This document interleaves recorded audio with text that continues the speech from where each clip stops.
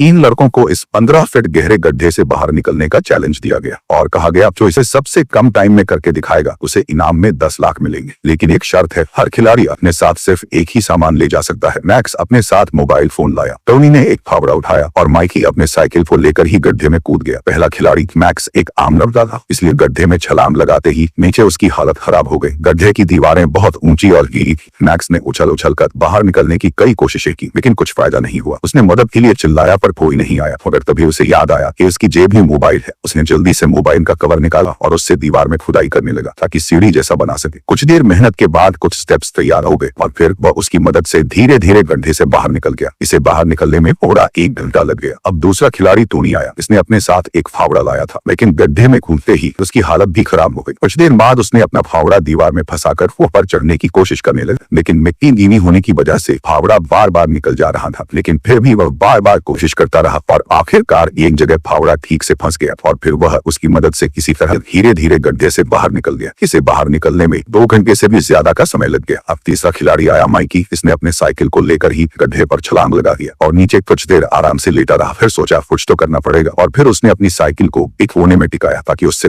चढ़ सके। फिर उछलकर किसी तरह अपने हाथों की मदद से गड्ढे से बाहर निकल आया। यह सिर्फ 20 मिनट में गड्ढे से बाहर निकल आया था, इसलिए यह चैलेंज ये जीत गया। तो दोस्तों, और आप देखकर बताओ कि अभी आपके फोन में टाइम क्या हुआ है।